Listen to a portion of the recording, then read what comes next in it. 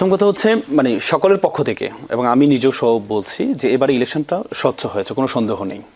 Election সুষ্ঠু হয়েছে, কিন্তু ইলেকশনের বিষয়টা নিয়ে যেখানে ফল গণনা পর্যন্ত আমরা ছিলাম, হ্যাঁ, যেখানে প্রশ্নটা সেখানে সেটা হচ্ছে গণনা এবং হচ্ছে আপনার ঘোষণার ক্ষেত্রে কিছু কিছু আসনে যেমন আছে এনসিপি থেকে একটু আগে সাংবাদিক সম্মেলন করে ওনারা কিন্তু বলেছেন, সজীব ভুঁইয়া বলেছেন 2008 সালের যে ইলেকশনটা, সেই ইলেকশনে বিএনপিকে 30টা আসন দেওয়া হয়েছে, সেখানে 32% ভোট এই বিএনপি পেয়েছিল, আর পার্থক্য ছিল মাত্র হচ্ছে 10 থেকে 12% পার্থক্য ছিল, কিন্তু আসনের ক্ষেত্রে প্রায় পার্থক্য হচ্ছে 230টা আসন আওয়ামী লীগ পেয়েছে। মানে হচ্ছে দেখেন আপনি আমার যে জোট, এই জোটে 77টা আসন পেয়েছে, কিন্তু আপনি যদি দেখেন আমার কাছে একটা ইকুয়েশন আছে, আপনার 53টা আসনে মাত্র ভোটের পার্থক্য 2 থেকে 5,000 ভোট পার্থক্য, এক ভোটের পার্থক্য সেটা আসে। মানে মাত্র 53টা আসনে পার্থক্য হচ্ছে 2 থেকে 5,000 ভোটের পার্থক্য। হ্যাঁ, এই যে পার্থক্যের ক্ষেত্রে এখন প্রশ্নটা আসলো কিভাবে?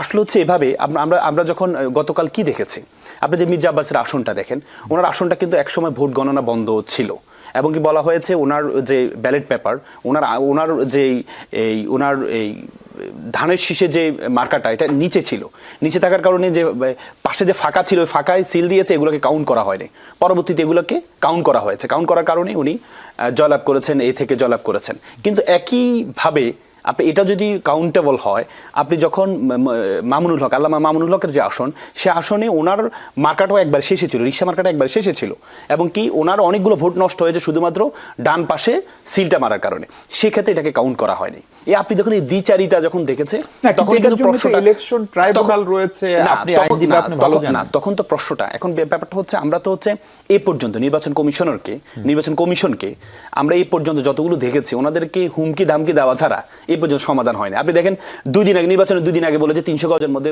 মোবাইল ব্যবহার করা যাবে না, যখনই গিয়ে একটু আন্দোলনের কথা বললো, এই করলো, তখনই কিন্তু ওনারা আবার এটা থেকে আবার ফেরত আসছেন। আপনি অনেকগুলো বিষয় আপনি দেখবেন নির্বাচন কমিশনের। এখন ব্যাপারটা হচ্ছে এই যে এটা তো আমাদের একটা সংস্কৃতি, আমাদের দেশের একটা সংস্কৃতি যে কোনো কিছু হলে যে আমরা আন্দোলন করব, মানে এটা না যে আমরা সরকারকে মানব না, নির্বাচন মানব না, আমি আপনাকে আরেকটা প্রশ্ন করতে চাই, যেহেতু গত অংশে আমি আপনাকে পাই নাই।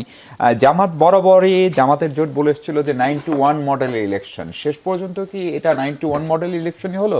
কারণ আমি নিজে জামাতের আমির 91 মডেল কোন অর্থে বলেছিলেন? আমি মনে করি না, এটা জামাতের পক্ষ থেকে বলা হয়েছে এই জন্যই, আপনি দেখেছেন এই গণ অভ্যুত্থানের পরবর্তীতে ইলেকশনগুলো, গণ অভ্যুত্থানের ইলেকশন হয়েছে 91 ইলেকশন হয়েছে, এবং 90-এর যে ডাকসুর যে ছাত্র দলের যে ভূমিদস্যু বিজয়, সেটার কারণে পরবর্তীতে 91-তে একটা যেখানে আওয়ামী লীগ ক্যাবিনেট গঠন করে ফেলেছিল, তখন কিন্তু হচ্ছে পরবর্তী দেখা গিয়েছে ছাত্র দল হয়েছিল, পরবর্তীতে 91-এর ইলেকশনে যেখানে ক্যাবিনেট তৈরি করে ফেলেছিল আওয়ামী লীগ, পরবর্তীতে বিএনপি কিন্তু সে সংখ্যাগরিষ্ঠতা পেয়ে ক্ষমতা আসছে। এখন পরবর্তীতে এই যে এবারেও আমরা যখন দেখলাম যে একটা অভ্যুত্থানের পরবর্তীতে ইলেকশনটা হচ্ছে, এবং কি ছাত্র সংসদ শুধু একটা না, 5টা ছাত্র সংসদের যখন ভূমিদস্যু বিজয় যখন জামাত শিবিরের এই থেকে যখন হলো, তখনই কিন্তু এটা একটা আশা। এখন আপনি তো আশা করতে পারেন যে কম্পিউটার যে পরীক্ষা দিতে যায়, প্রত্যেকে তো পরীক্ষা দেওয়ার আগে চিন্তা করে আমি ফার্স্ট হব। এখন আপনি তো বলতে পারবেন না যে তুমি ফার্স্ট হবে না, তোমার চেহারার মধ্যে ফার্স্ট হওয়ার কোনো ভাব নেই, তোমার প্রত্যাশা করে। আপনি তো বলে যে গ্যাসে বাঁচে ফানুস, আশায় বাঁচে মানুষ, আশা তো করতেই পারে। আপনি যখন কম্পিটিশন অংশগ্রহণ করবেন, আপনি যদি আশাই না করেন, তাহলে তো আপনি শুরুতেই এক্সামের আগে তো আপনি পরাজিত হয়ে যাচ্ছেন। এখন আপনি যদি বললেন যে মন্ত্রী ঘোষণা করে দিচ্ছেন, এটা মন্ত্রী ঘোষণা না, এটা হচ্ছে যে আপনারা যদি এই আসনে যদি নাহিদকে জয়লাভ করেন, তাহলে আপনারা ভবিষ্যতে যদি আমরা জয়লাভ করি তাহলে আপনারা একটা মন্ত্রী পাবেন। তার মানে কি? তার মানে এটা দ্বারা হচ্ছে যে যারা আছে ভোটার আছে, তাদেরকে একটা আশা দেখানো আপনাদের এখান থেকে একটা শুধু এমপি না, যদি এইভাবে বোঝেন যে সরকারের একজন দায়িত্বশীল কর্মকর্তা নাহিদ সাহেবকে একবার নিয়ে লিখেছিলেন যে তিনি প্রত্যাশা করেন, তার গুড উইশ ছিল তিনি একদিন বাংলাদেশের প্রধানমন্ত্রী হবেন, ফলে প্রধানমন্ত্রী থেকে তাকে মন্ত্রীতে আনা, এই আলোচনাও কিন্তু হয়েছে নাহিদ ইসলামকে নিয়ে। এখন কথা হচ্ছে আমরা তো দেখি যে গণঅভ্যুত্থান যারা নেতৃত্ব দেয় পরবর্তী তারা প্রধানমন্ত্রী হয়, এটাই তো স্বাভাবিক কথা, কিন্তু এটা আশা করা তো ভুলের বিষয় না। আমরা তো সমস্যা হচ্ছে আমরা হচ্ছে একটা পরিবারতন্ত্রের মধ্যে আছি, দেশটা আমরাও একটা বৃত্তের মধ্যে আছি, এই বৃত্ত থেকে বের হতে পারি না। আমাদের দেশে আমরা ছোটবেলা থেকে, আমি আপনাকে বলি, আমরা ছোটবেলা থেকে আমাদের মাথায় ঢুকিয়ে দেওয়া হয় সবকিছু হতে পারবা, প্রধানমন্ত্রী হতে পারবা না, মানে আমাদের মধ্যে আমরা এই 35 বছর যে ক্ষমতায়ন আমরা দেখেছি আমাদের মাথার মধ্যে ঢুকিয়ে দেওয়া হয়েছে এখনো পর্যন্ত।